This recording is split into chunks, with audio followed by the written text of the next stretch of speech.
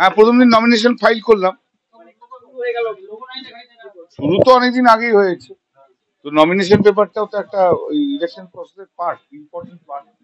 সেই nomination file করে দিলাম আজকে, মানে ক্যান্ডিডেট হিসেবে আজ থেকে রইলাম, আর কি শুরু হলো। স্বীকৃতি দেওয়া হবে 6 তারিখের পর।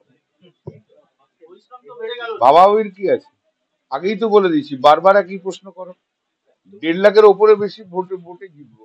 এখন মানুষের ডিমান্ড হচ্ছে এটাকে 2 লাখ করতে হবে মার্জিনটা। দেখি মানুষের কতটা ডিমান্ড মেটাতে পারি। তবে 1.5 লাখটা মার্জিনটা তো 100% শিওর। হ্যাঁ, ওটাই হচ্ছে। এবারে চাপটা হচ্ছে মার্জিন বাড়ানোর চাপ, অন্য কোনো চাপ নেই। আমি ভাবছি 1.5 লাখের ওপর। আর যেখানে যাচ্ছি লোকজন বলছে না দাদা এবার 2 লাখ করে দিতে হবে। অবশ্য আমি কমেন্টই করতে চাইছি না। সবল দুর্বল আমার কোনো ব্যাপারই না। আমি একটা জিনিস বুঝি, জীবনে পজিটিভনেস।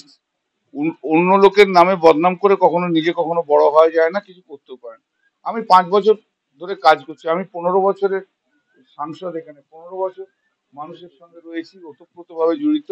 আমি কাজ করেছি, আমাদের সংগঠন আছে, আমাদের সবাই, আমাদের বিধায়করা কাজ করে, ভালো কাজ করে সবাই, আমাদের পার্টি কাজ করে। সর্বোপরি মমতা বন্দ্যোপাধ্যায় গোটা পশ্চিমবাংলায় যা করেছে এবারে, আমি একটা জিনিস আমার যেটা মনে হচ্ছে, let me tell you very frankly, 2009-এ মমতা বন্দ্যোপাধ্যায় যে ক্রেজ ছিল, সেই ক্রেজ আবার 2024-এ কিন্তু ফিরে এসেছে। মানুষ মমতা বন্দ্যোপাধ্যায়ের সম্বন্ধে পাগল। কিছুই না, ওগুলো তোমাদের কাছে ফ্যাক্টর, আমাদের কাছে এক্সপেক্টেড। সব বিধানসভা থেকেই বাড়বে, সব বিধানসভা থেকেই বাড়বে। ওগুলো আপনারা, আপনাদের কাছে, আপনি সেগুলো অ্যাডজেক্টিভ নিয়ে থাকুন, আমার কি আছে। সে তো হাওড়ার মেয়ে তো বালিতেও ছিল, কি হলো, পারেননি তো আপনারা জেতাতে হাওড়ার মেয়ে বলে। শ্রীরামপুরের একটা, এটা দেখবেন আমার প্রথম থেকে, শ্রীরামপুরের একটা পার্লামেন্টের একটা অদ্ভুত একটা এক্সেপ্টিং 1 or 2 কেসেস হয়েছে। পার্টি যারা রাজ্যসভায়, পার্টি যারা পাওয়ারে থাকে, তার উল্টো পার্টির লোকরা কিন্তু মানে এমপি হয়। তার মধ্যে একটা এক্সেপশন ছিল আপনার শান্ত, কি জানো, শান্ত সুধীর, আকবর হেরে গেছিল সেই সময় হয়েছে 2009-এ। ন্যাচারালি তখন তো সিপিএম ছিল, that was expected.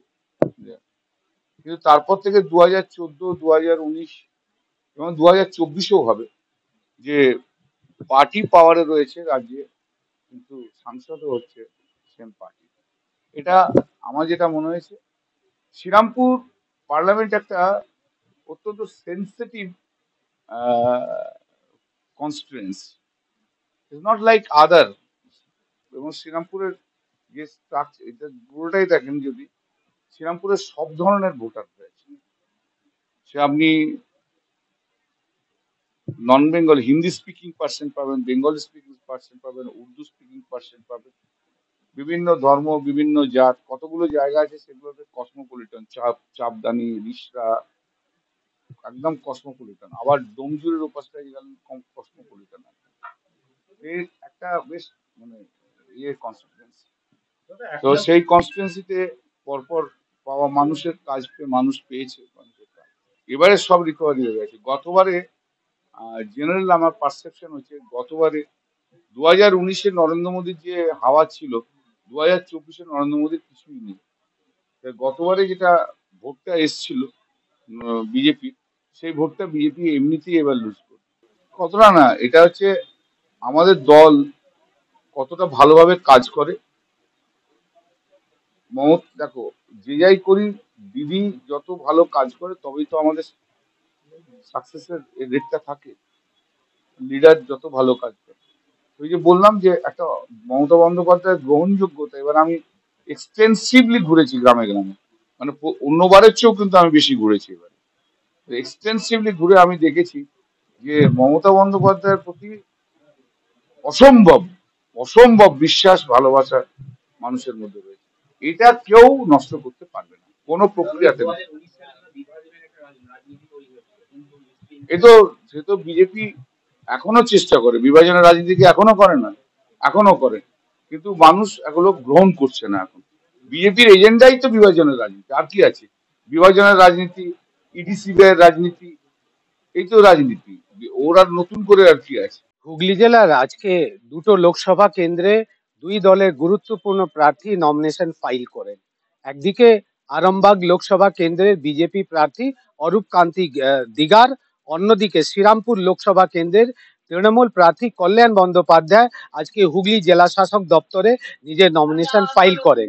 Nomination file করার পরে কল্যাণ ব্যানার্জি নিজের জয়ের প্রতি সিংহভাগ আশ্বস্ত। তিনি বলেন যে আমি এইবারে 1.5 লাখ থেকে 2 লাখের বেশি মার্জিনে জিতবো।